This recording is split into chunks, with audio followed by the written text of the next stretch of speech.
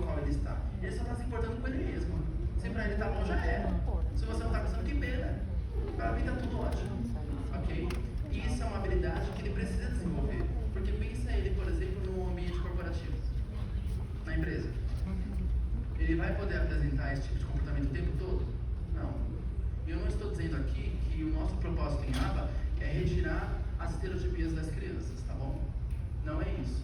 Ok? O que isso significa?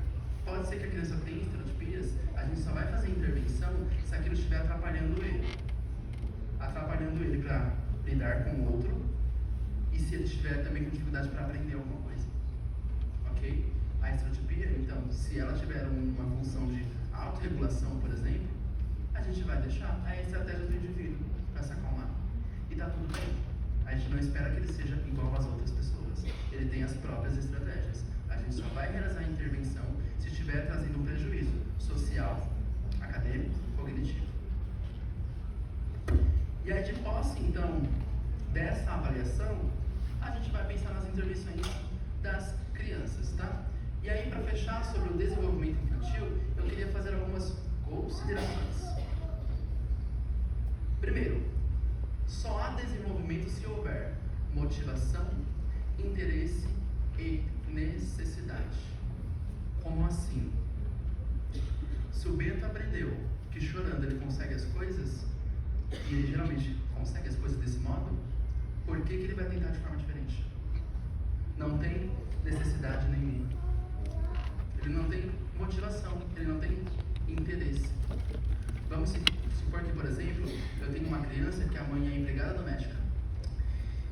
E aí, por conta das condições de vida dela, ela sempre leva essa criança para o ambiente de trabalho. A chefe deixa, ela leva. Essa criança tem 4 anos e ela fica num berço. Quando ela vai para a avaliação, essa criança não consegue andar direito. Por que ela não consegue andar? Tem necessidade de ela andar? Não. Ela tem interesse de andar? Não. Provavelmente a mãe dá tudo que ela quer no berço. Por conta disso, ela não se desenvolve. E é por isso que a gente precisa tirar as crianças daquela bolha que eu sei que ela é confortável, ela é gostosa, ela é mais fácil. Porém, ela traz um prejuízo significativo para as nossas crianças. Porque eu não dou a oportunidade de ela se desenvolver. Justamente porque eu faço as coisas por ela. Porque é mais fácil, mais rápido, estou com pressa. Você vai para terapia. Começa a terapia em casa. Como assim? Se de repente você está atrasado para terapia, e aí precisa colocar o tênis no menino, você colocar é mais rápido, mas ele precisa aprender a colocar o tênis.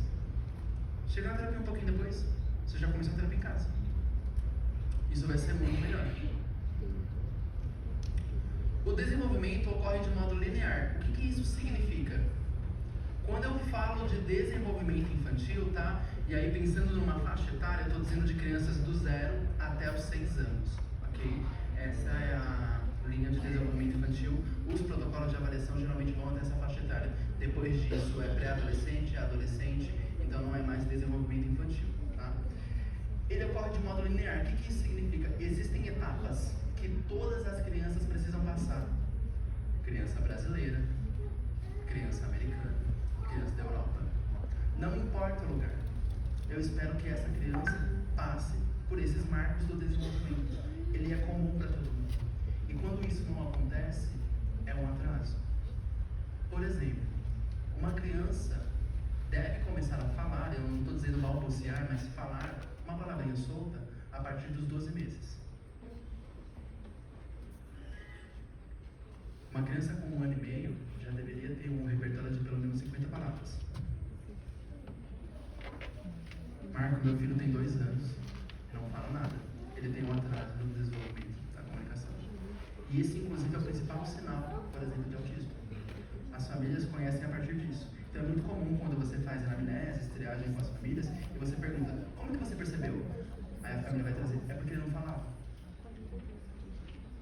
Então, a partir disso, então, a família vai buscar um profissional ali, capacitado. Se a criança, então, começa a falar, vamos supor, a partir dos 2 anos, ela já tem 1 ano de atraso. É igual, por exemplo, você pega um ônibus, e aí você desce uns pontos anteriores, sabe? Você fica, putz, o que eu vou fazer agora?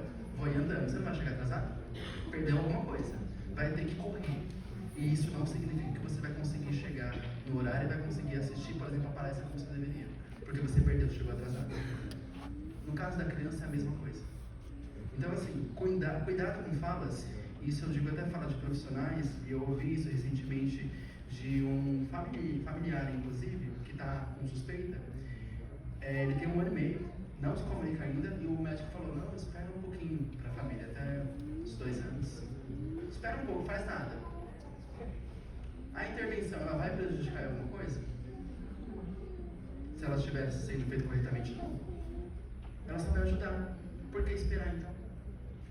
Porque a criança já tem um atraso. Bom, tá no tempo. Se ela começa a falar a partir disso, então ela já tem um atraso.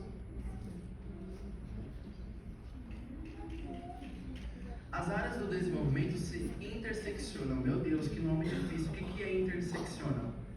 Elas se misturam. A gente que atua com desenvolvimento infantil, a gente separa, né? Fatia a criança em várias partes. Então aqui é comunicação, aqui é cognitivo, aqui é imitação motora, aqui a gente vai trabalhar habilidades sociais. Mas na verdade o nosso desenvolvimento ele acontece assim, misturado. Isso significa o quê? Quando eu tenho um atraso em uma área, automaticamente outras áreas também vão estar atrasadas. Por exemplo, vamos supor que eu tenho um indivíduo que ele não tenha esse comportamento de linguagem receptiva, comportamento de ouvinte, de seguir instruções. Ele não faz nada quando a gente pede. Então, por conta desse atraso que ele vai ter nessa habilidade de ouvinte, de entender, compreender e realizar aquilo que eu peço, muito provavelmente o comportamento de imitação motora vai estar atrasado também. Porque para imitar eu preciso de instrução.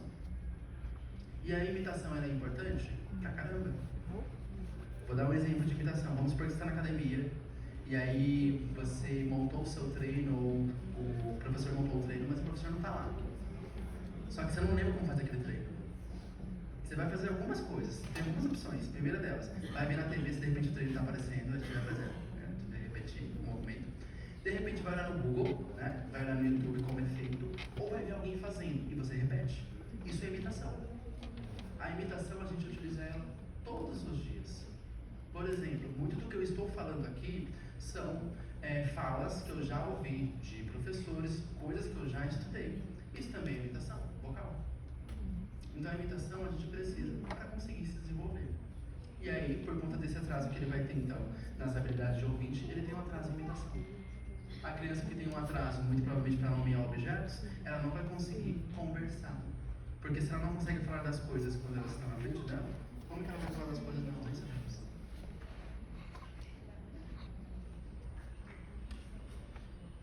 E agora a gente vai falar um pouquinho sobre as práticas de ensino de habilidades em ABA para indivíduos com TEA. Então, como eu junto a análise do comportamento aplicada na intervenção do indivíduo com transtorno do espectro autista. E aí, rapidinho, eu queria falar sobre uma pessoa que foi muito importante. Vocês conhecem esse cara aqui? O Benitão? Esse aqui é o Louvas. Quem que é o Louvas? É a pessoa que começou a fazer intervenção com crianças com autismo? Não. Embora tenha muita gente que acha que sim, mas não é. Ele não foi a primeira pessoa, tá? Os estudos que ele fez ali em 87 foram um dos pioneiros. É considerado um dos mais importantes, mas a gente tem dados na literatura dizendo de intervenções a partir da perspectiva da análise do comportamento para indivíduos com autismo desde 1960, ok? O que o Louvas fez então? Ele precisava realizar o seu projeto aí de pós-doutorado. E no projeto dele, ele queria desenvolver a comunicação, a fala, em crianças que tivessem atraso na fala. Ele nunca tinha ouvido ou de repente visto uma criança com autismo. Foi a primeira oportunidade.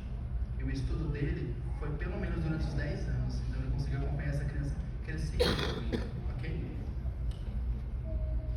E aí então, ele utilizou dos princípios da análise do comportamento para realizar as intervenções com esses indivíduos que tinham os atrasos, no caso as crianças, principalmente na área da comunicação.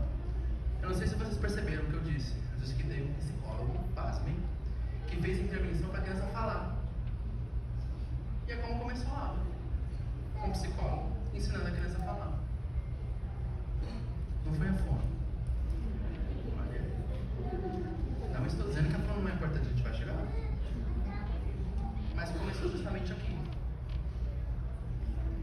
E aí, ele trouxe então, a partir dos estudos dele, comprovações dizendo que uma intervenção intensiva poderia diminuir os atrasos de desenvolvimento do indivíduo. E o que ele tem de dado então? Ó?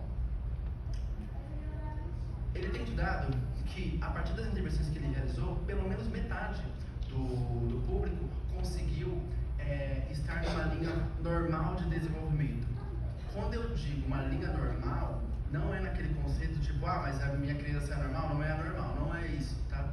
Quando a gente fala normal dentro da psicologia, principalmente, eu estou dizendo normativa de desenvolvimento, o que é esperado, tá? Não estou aqui dizendo que qualquer criança é anormal. As crianças, elas eram estimuladas, então, nas áreas da linguagem, acadêmicas, lazer e social. Era uma intervenção intensiva de 40 horas. Ou seja, 20 horas na clínica de manhã, 20 horas na escola. Isso é para todos hoje em dia? Não. Como eu vou saber? Depende do indivíduo. Tem clientes que necessitam de uma intervenção intensiva? Sim, intensiva eu estou dizendo aí de 20 a 40 horas. Tem crianças que não têm essa necessidade? Sim, a gente tem estudos recentes comprovando isso também, tá?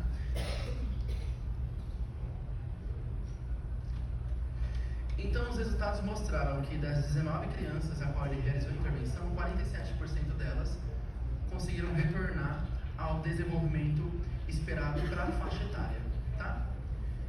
E além disso também, ele tinha o que a gente chama, quando a gente vai fazer algumas testagens, de grupo controle. O que é um grupo controle? É aquele que não fiz intervenção.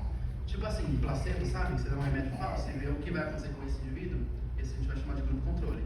Então, esse grupo controle, que são aí crianças que receberam menos de 10 horas de intervenção, apenas 2% conseguiram retomar o desenvolvimento. Apenas 2%. Outra coisa importante, vocês vão ver que está escrito aqui, por exemplo, ó. Deixa eu ver. Não. Eu achei que estava escrito sobre uma outra questão aqui de além da parte do desenvolvimento anormal, mas não. Perfeito. Vamos seguir então. Continuando ainda sobre o Louvas, ele é pai do que a gente chama de DTT. Já ouviram falar desse nome bonito? DTT, essa sigla? Algumas famílias disseram que não. O que é o DTT? Sabe aquela folha de registro que o terapeuta utiliza e fica fazendo várias oportunidades de ensino? Esse é o DTT. A gente vai ver inclusive essa folhinha, tá? E esse DTT é justamente um treino que a gente utiliza da repetição para ensinar habilidades. Então, por exemplo, eu quero ensinar para a criança que isso aqui é um controle. Ao invés de, por exemplo, quando ele for para terapia, eu perguntar uma vez o que é isso, e eu falar controle, ele repetir controle, eu vou tentar fazer isso pelo menos 10 vezes. Isso é a repetição, para que ele aprenda, ok? Isso é DTT. Suas pesquisas difundiram a prática em aba. A partir dos estudos de Louvas e dos resultados que ele obteve, então, essa prática começou a ser difundida. Diferentes escolas, isso é muito comum nos Estados Unidos, começaram a contar com analistas do comportamento para realizar as intervenções com os indivíduos, assim como também diferentes clínicas começaram a ser fundadas. Em 95, ele fundou o que até hoje existe, o Instituto Louvas de Intervenção Precoce. Ok? Esse foi o Louvas, então.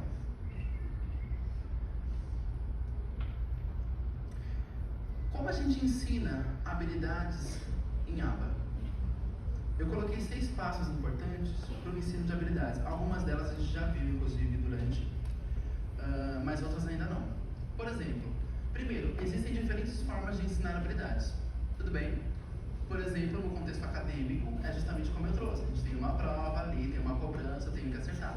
É uma forma de ensinar. A punição é uma outra forma que as pessoas utilizam para ensinar. E a gente tem a forma da análise do comportamento, tá? Cada forma depende da capacidade da criança em aprender com aquele modelo. Ou seja, o melhor modelo vai ser aquele que se adapta à realidade, à necessidade daquela criança, ok? De forma muito individualizada. Terceiro, o ensino em aba utiliza das estratégias do que a gente chama de ensino sem erro. Esse aqui é o nosso diferencial principal. É tipo assim, aquilo que não pode faltar na receita do bolo. Entende? É o fermento do bolo. O que é esse ensino sem erro? Ao invés de, por exemplo, eu ensinar a criança a nomear, vamos supor aqui, deixa eu pegar uma outra coisa.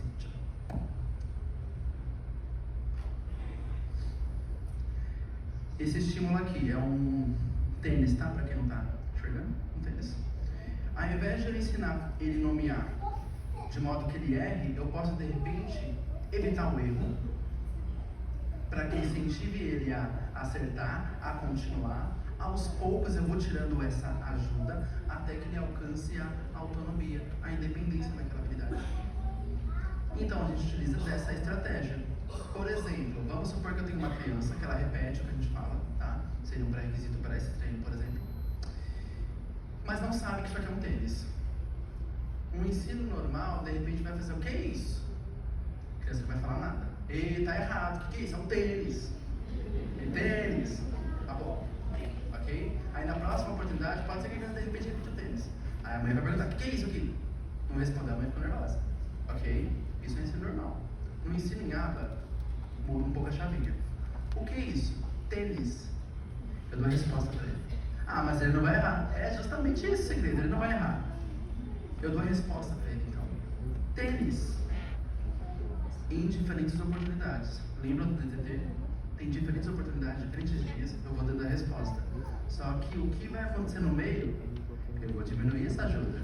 Então, ao invés de falar o nome inteiro do estímulo, o que é isso? Tênis, eu vou fazer o que é isso? T. E ele completa. Isso, perfeito, muito bem. Essa é uma outra etapa de dica. A gente vai chamar de dica parcial. Eu dei só um nome de forma parcial. Passou-se um determinado número de tentativas, eu vou tirar essa dica e vou perguntar o que é isso? E ele vai falar tênis. Porque ele passou por esse processo de ensino, ok? Quanto tempo isso dura, Marco? Temos um prazo? Não temos. Por quê? Depende do indivíduo. E algumas habilidades, inclusive, que ele precisa no repertório. Como eu trouxe para vocês, o cognitivo vai ser responsável por ele entender o conceito de tênis e a figura de tênis. Se o cognitivo dele é rebaixado, pode ser que ele demore muito mais para aprender. E, infelizmente, é muito comum.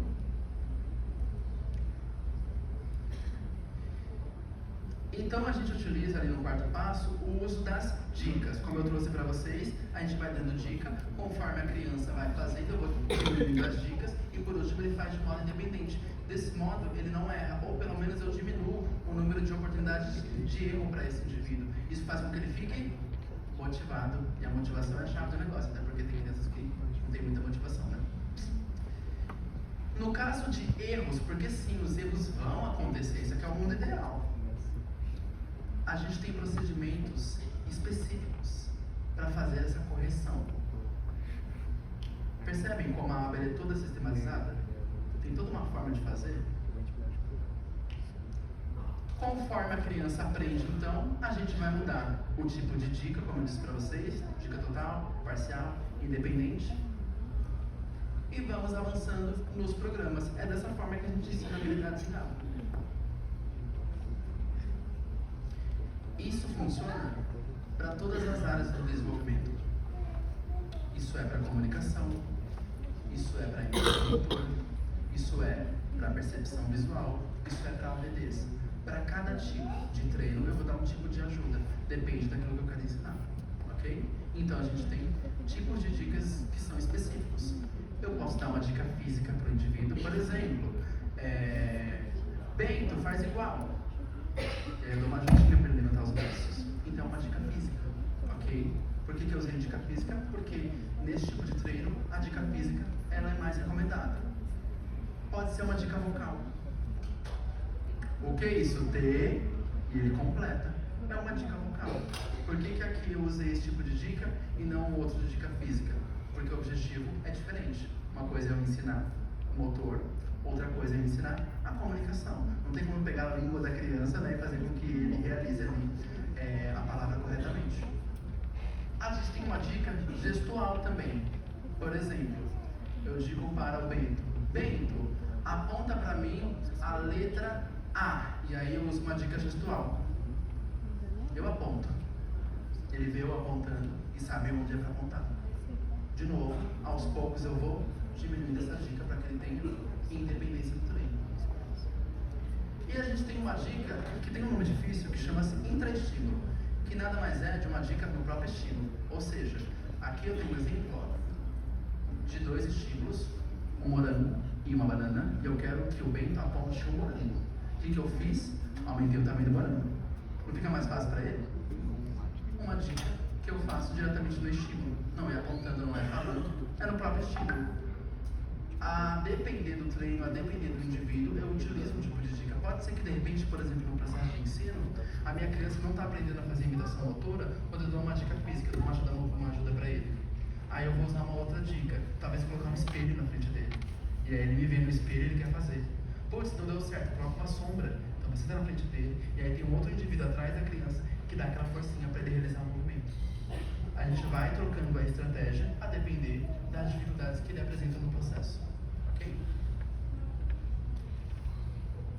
E aqui ó, é um modelinho para vocês de folha de registro. Esse modelo de folha de registro, vocês podem conhecer melhor, até mesmo baixar, se for necessário, em um livro que ele também é clássico dentro da nossa área da análise do comportamento aplicada. Ele chama-se Passo a Passo o Seu Caminho, é tipo uma bíblia, assim, para quem atua com aba, ok? Da Martha Rubner. E nesse livro, ele vai falar sobre o registro e vai falar de uma folha também. Essa folha de registro, a gente pode conhecer também, entender ela como uma folha de DDD. Como eu disse para vocês anteriormente, tem um número ó, de tentativas, conforme a gente está vendo aqui, ó, tentativas. 1, 2, 3, 4, 5, 6, 7, 8, 9, 10. Eu tenho aqui apontar o item de interesse. E aqui as datas. Então, em cada data que esse cliente for para terapia, por exemplo, a gente realizou esse treino, repetiu. E tem todo um processo, como eu trouxe para vocês, tanto de ensino quanto também de correção, caso ele erre. Dessa forma, a gente consegue acompanhar e monitorar a intervenção e saber se ele está avançando. Com isso, eu consigo criar isso aqui, ó. Entendi nada, tá difícil, calma aí, eu vou explicar. Ó, aqui a gente tem o Bentinho, que eu estou ensinando para ele o comportamento de apontar, ok? O que a gente tem aqui? Uma linha vermelha, estão vendo? Uma linha vermelha, que está descendo. E eu tenho outras linhas também. Vamos começar a falar da vermelha. A vermelha significa que eu dei dica física total para ele. Então, Bento, o que você quer? Vamos supor que ele queria o chocolate. Eu fui lá e fiz ele apontar o chocolate. Dica total. Comecei com essa dica, para ele ir aprendendo. Conforme ele foi avançando, eu diminuí, ó, essa dica. Tá vendo que ela tá caindo? Tá diminuindo. Por que foi diminuindo? Porque eu introduzi uma outra dica, que é essa aqui da linha roxa, que é a dica parcial.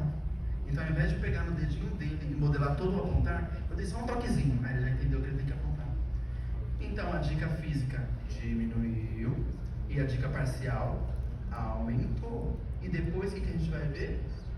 Com a parcial, ó, caindo de novo. Por quê? Porque começou a subir a linha laranja, que é o quê? Independência. Então, eu não precisei dar mais dica parcial, porque ele apresenta independência naquele comportamento. Dessa forma, eu consigo falar que a partir das intervenções, a criança conseguiu realizar o comportamento alvo, que era de apontar. Eu só consigo fazer isso se eu tenho registro. Não sei se vocês sabem, mas todo mundo que atua com ABA precisa de registro. Todo treino tem que ter um registro. Vamos lá, já se encaminhando para o final, tá? Quem pode usufruir da análise do comportamento aplicada? Ou seja, quem pode fazer ABA? Será que é só o psicólogo? Será que é a fono? Será que é a TO? Será que é o ofício? Psicomotricista? Psicopedagogo? Quem que é? A análise do comportamento aplicada, ela não é de ninguém. Olha que interessante. Ela é baseada na ciência da análise do comportamento, na teoria de aprendizagem desenvolvida por Skinner. Ele vai falar para nós, então, que a partir daquela teoria que ele desenvolveu, a gente consegue ensinar novos repertórios. Só que ele não limita que tipo de repertório. Isso significa que se um psicólogo quer trabalhar, por exemplo, atividade de vida diária com a criança a partir da perspectiva ABA, ele pode. Tem formas de ensinar e a ABA me dá esse caminho. Se uma fono quer trabalhar com a criança atividade de vida diária a partir da perspectiva da análise do comportamento, ela pode. Ah, mas ela não está fazendo fono. Não, não está. Ela está fazendo ali treinos voltados para a habilidade da criança, sob a perspectiva da análise do comportamento aplicada. Tá? Se um psicólogo quer trabalhar a comunicação do indivíduo, ele não necessariamente vai dar 100% daquilo para a fono fazer. Porque a comunicação não é da fono, não é da TO, não é do psicólogo, é da criança. Se a partir dessa perspectiva eu consigo ensinar habilidades, e a gente tem diferentes estudos, e como eu trouxe para vocês, o Louvas começou inclusive ensinando crianças a falarem, a gente tem muitos resultados dizendo que isso pode acontecer. E é por isso que ali um aplicador ABA, ele vai trabalhar também a comunicação do indivíduo. Claro que sabemos que tem crianças que apresentam limitações, por exemplo, ali motoras, que dificultam o processo. E aí eu preciso de profissionais que são habilitados nessa área de expertise. Então a criança que muitas vezes, por exemplo, não fala, ela tem ali um atraso orofacial e precisa de uma estimulação, e a melhor pessoa para fazer aquela estimulação ali, para colocar a mão na boca da criança, é a fono. Isso não tem discussão. Mas ela não precisa ser a total responsável por trabalhar toda a comunicação do indivíduo. Porque a gente tem essa ciência justamente para quê? Para ensinar habilidades. Isso significa qualquer habilidade.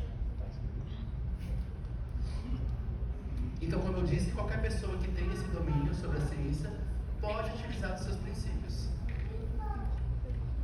Se a aba for utilizada para o desenvolvimento de habilidades básicas, é necessário apenas que o profissional tenha conhecimento do quê? Da análise do comportamento aplicada e, claro, também sobre o desenvolvimento infantil. Porque como é que eu vou ensinar habilidades se eu não conheço de desenvolvimento infantil? Ou seja, eu tenho uma criança, vamos supor, que fala 50 palavrinhas. Qual que é o próximo passo? Ele fala pelo menos 2 palavras juntas, uma frase. Depois ele tem que começar a nomear verbos, ações. Eu só consigo fazer isso se eu conheço de desenvolvimento infantil. Sem isso eu não consigo. Por último, a aba, ela possui base científica, como eu trouxe para vocês desde o início, e eu acredito que está muito claro agora. Vamos pensar em aba, vamos pensar em um gráfico na cabeça, automaticamente, ok? Então é necessário que para a sua prática a gente tenha um objeto de estudo de intervenção, como por exemplo no caso do Bento, eu posso dizer que eu estava fazendo aba inicialmente porque eu tinha um objeto de interesse de intervenção ali, que era diminuir o comportamento de chorar e ensinar um mando, ou seja, um pedido adequado. Depois, os dados precisam ser passíveis de mensuração.